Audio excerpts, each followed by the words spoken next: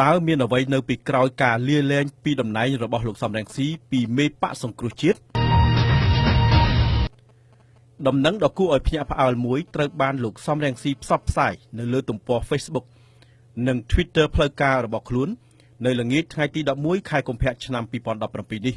ដោយបានជូនដំណឹងអំពីការលាលែងរបស់លោកពីតំណែងជាប្រធាននិងជាសមាជិកភាពគណៈបកសង្គ្រោះជាតិដោយបានលើកឡើងពីមូលហេតុផ្ទាល់ខ្លួនការលាលែងនេះនឹងចូលជាធរមានចាប់ពីថ្ងៃចុះហត្ថលេខានេះតទៅនេះជាលើកទី1ដែលគេបានឮពីមេបកប្រឆាំងនៅកម្ពុជាហ៊ានលះបង់តំណែងប្រធានបកដែលខ្លួនតែងតែការពារជាយូរមកហើយ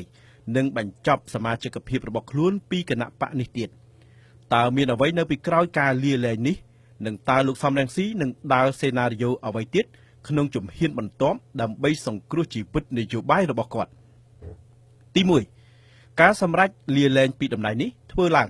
គណៈសំណើសុំធ្វើវិសោធនកម្មលើច្បាប់ស្តីពីគណៈបកនយោបាយត្រូវបានក្រុមតំណាងរាស្ត្រគណៈបកប្រជាជនកម្ពុជាបញ្ជូនទៅកាន់រដ្ឋសភានិងក្រុងបើកកិច្ចប្រជុំវិសាមញ្ញរដ្ឋសភាដើម្បីធ្វើវិសោធនកម្មច្បាប់នេះហើយចាប់ពីវិសោធនកម្មច្បាប់ចូលជាធរមានជនដែលមានទោសនឹងមិនត្រូវអនុញ្ញាតឲ្យធ្វើជាប្រធានគណៈបកនយោបាយទៀតឡើយការដែលលោកសំរងស៊ីសម្រេចលាលែងពីតំណែងប្រធានគណៈបកនិងសមាជិកភាពគណៈបកសង្គ្រោះជាតិពេលនេះអាចត្រូវបានលោកសំរងស៊ីគិតថាជាពេលវេលាដ៏ត្រឹមត្រូវមួយដើម្បីបង្ហាញពីភាពថ្លៃថ្នូរក្នុងនាមជាអ្នកនយោបាយបង្ហាញពីភាពក្លាហាននិងការលះបង់មិនស្រឡាញ់អំណាចនិងតំណែងនិងដើម្បីទាក់ទាញក្តីអាណិតអាសូរពីអ្នកគាំទ្ររបស់ខ្លួនលោកសំរងស៊ីក៏ចង់បង្ហាញថាខ្លួនគឺជាជនរងគ្រោះនៃស្ថានភាពនយោបាយបច្ចុប្បន្ននិងទម្លាក់កំហុសលើគណៈបកប្រជាជនកម្ពុជាដែលគណៈបកប្រឆាំងតែងតែបង្ហាញមតិសាធារណៈថាតួចិត្តអាក្រក់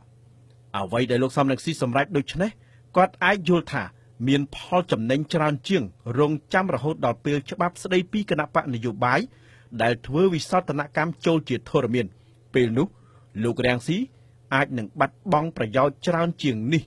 ព្រោះអ្វីៗនឹងមានលទ្ធផលស្មើសូន្យមិនអាចដាក់លក្ខខណ្ឌជាមួយក្រុមលោកកឹមសុខាបានឡើយតែបើវិភាគបែបយោធាការលាលែងពីតំណែងរបស់លោកសំរងស៊ីមុនការធ្វើវិសោធនកម្មច្បាប់ស្តីពីគណៈបកនយោបាយនេះគឺបង្ហាញថាលោកសំរងស៊ីគឺជាមេតបដ៏កំសាកម្នាក់ដែលចុះចាញ់មុនចូលច្បាំងបង្កឲ្យកូនទាហានរបស់ខ្លួនចាក់ឡាចលមិនដឹងមេកោយនៅឯណានឹងធ្វើឲ្យកូនទាហានគណៈបកសង្គ្រោះជាតិបាក់ទឹកចិត្តអស់ជំនឿទៅលើមេបកនេះកាន់តែខ្លាំងឡើងទី2ហេតុអ្វីបានជាលោកសំរងស៊ីបញ្ជាក់ក្នុងមូលហេតុក្នុងលិខិតលាលែងរបស់ខ្លួនថាដោយសារតែបញ្ហាផ្ទាល់ខ្លួនការកំណត់មូលហេតុផ្ទាល់ខ្លួនគឺជាមូលហេតុមួយដែលមិនអាចនរណាសួរនាំបានព្រោះជារឿងបុគ្គលប៉ុន្តែអ្វីដែលសំខាន់គឺការជាប់ពីរដ្ឋភាពរបស់ខ្លួននិងការរួបរឹតដោយបណ្ដឹងនៅតុលាការគឺជាមូលហេតុមួយដែលនាំឲ្យលោកសំរងស៊ីលាលែងម្យ៉ាងទៀតការបង្កបញ្ហាពីមួយទៅមួយដោយលោកសំរងស៊ីអាចធ្វើឲ្យសមាជិកនៅក្នុងគណៈបកមិនសប្បាយចិត្តដោយសារតែនាំទុកដល់អ្នកផ្សេងនិងបង្កបញ្ហាដល់ដំណើរការគណៈបកក៏ព្រោះតែជាប់រវល់នឹងរឿងក្តីគ្មានពេលចុះពង្រឹងគណៈបកបញ្ហានេះក៏អាចជាសម្ពាធមួយដែរដល់លោកសំរងស៊ីក្នុងការលាលែងនេះជាការគួរឲ្យកត់សម្គាល់ដែរ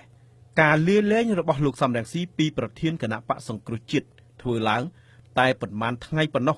ក្រោយពីលោកសំរងស៊ីបានទទួលស្គាល់ថាខ្សែអត្ថសម្លេងដែលបានផ្សាយនៅលើទំព័រ Facebook សីហា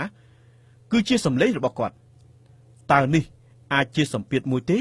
ដែលជំរុញឲ្យលោកសំរងស៊ីលាលែងចេញពីតំណែងគណៈមេដឹកនាំគណៈបកនានានៅទ្វីបអឺរ៉ុបបានលាលែងពីតំណែងដូចគ្នាដែរដោយសារតែរឿងអាស្រូវផ្លូវភេទរីឯលោកសំរងស៊ីត្រូវបានគេដឹងថាជាមនុស្សប្រុសដែលខ្លាចប្រពន្ធបំផុត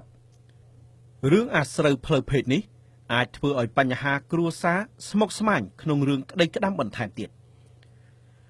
តែបើនេះជាមូលហេតុមួយនៃការលាលែងពីតំណែងគេគួរតែសរសើរលោកសំរងស៊ីដែលហ៊ានទទួលស្គាល់ការពិតនិងទទួលខុសត្រូវចំពោះមុខសិលធម៌ជាគំរូសម្រាប់ថ្នាក់ដឹកនាំផ្សេងទៀតរបស់គណៈបកសង្គ្រោះជាតិដែលមានរឿងអាស្រូវផ្លូវភេទតែមិនហ៊ានទទួលស្គាល់ការពិតនិងគេចវេះពីការទទួលខុសត្រូវ ដូចជាប្រធានស្ដីទីកឹមសុខាលោកហូវ៉ាន់លោកយឹមសវណ្ណលោករៀលខេមរិនលោកឡុងរីនិងច័ន្ទជេងលោកស្រីពតពៅជាដើមប៉ុន្តែទោះយ៉ាងណាការលាលែងតំណែងនៅពេលនេះរបស់លោកសំរងស៊ីអាចទទួលបានផលចំណេញច្រើនព្រោះលោកសំរងស៊ីមិនអាចនឹងបណ្ដោយឲ្យលោកកឹមសុខាគ្រប់គ្រងគណៈបកតែម្នាក់ឯងគណៈសម្លេងគណៈបកសង្គ្រោះជាតិដែលមានសពថ្ងៃគឺជាកេរដំណែលរបស់គណៈបកជាតិខ្មែរនិងគណៈបកសំរងស៊ីដែលលោកបានលះបង់ក្នុងការកសាងអស់ជាង20ឆ្នាំមកហើយដូច្នេះលោកសំរងស៊ីមិនអាចលើកតំណែងប្រធានបកនិងកម្លាំងអ្នកគាំទ្រនេះដាក់លើជើងពៀនប្រគល់ជូនលោកកឹមសុខាដោយស្រួលយ៉ាងដូចនេះឡើយដូច្នេះការលាលែងតំណែងរបស់លោកសំរងស៊ីមើលមួយផ្លែតហាក់ដូចជាមែនតែនតែបើពិនិត្យឲ្យមែនតែនទើបដឹងថាជាឆាកល្ខោនមួយដែលរៀបចំដោយលោកសំរងស៊ីផ្ទាល់និងបានបង្ហាញពីភាពកំសោយក្នុងនាមជាមេដឹកនាំគណៈបកនយោបាយដែលចុះចាញ់មុនការប្រកួត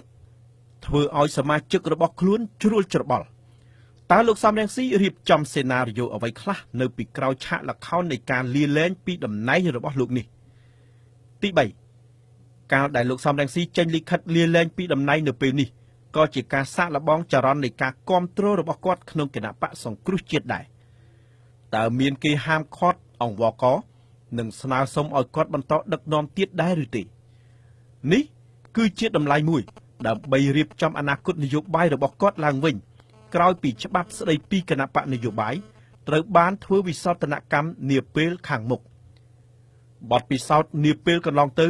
មានរួចស្រេចទៅហើយគឺពេលលោកសំរងស៊ីសម្រេចចិត្តចូលមករួមបង្កើតគណៈបកសង្គ្រោះជាតិជាមួយលោកកឹមសុខានោះលោកសំរងស៊ីបានកែប្រែលក្ខន្តិកៈគណៈបកដោយបើកផ្លូវឲ្យលោកធ្វើជាប្រធានគណៈបកវិញពេលណាលោកវិលមកគណៈបកនេះលោកគង្គំឡើងធ្វើជាប្រធានគណៈបកសំរងស៊ីមែនតែគ្រាន់តែជាប្រធានបកទីងម៉ងតែប៉ុណ្ណោះករណីនេះដោយលោកសឿនសូបៀប្រធានគណៈបកសិទ្ធិមនុស្សដែរតែអំណាចនៅតែក្នុងដៃរបស់លោកកឹមសុខាដដែលដូចគ្នានេះដែរលោកសំរងស៊ីអាចដាក់លក្ខខណ្ឌជាមួយលោកកឹមសុខាថាពេលគាត់លាលែងគឺលោកកឹមសុខាធ្វើប្រធានបកប៉ុន្តែ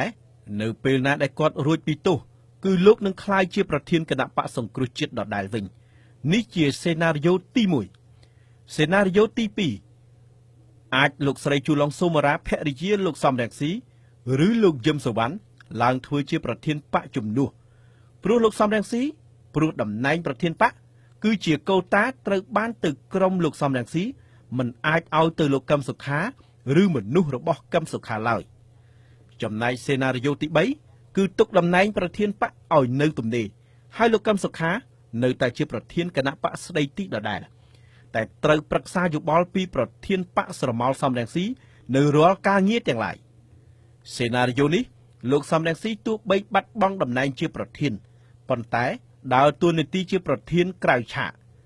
សេណារីយ៉ូទី1និងទី3ត្រូវបានគេមើលឃើញថាមានលទ្ធភាពអនុវត្តច្រើនទី4ការលាលែងរបស់លោកសំរងស៊ីនៅពេលនេះ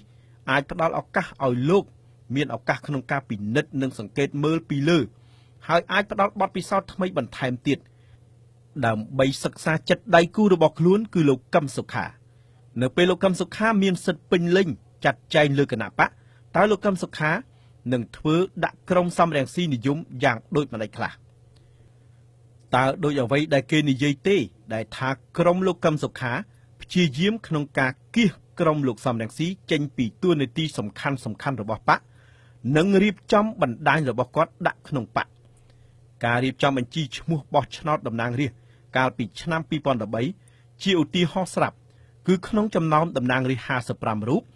លោកកឹមសុខាអាចបញ្ជ្រាបក្រុមគាត់បានចំនួន23រូបពលគឺកើនបាន20អាសនៈប្រៀបធៀបនឹងក្រុមលោកសំរងស៊ី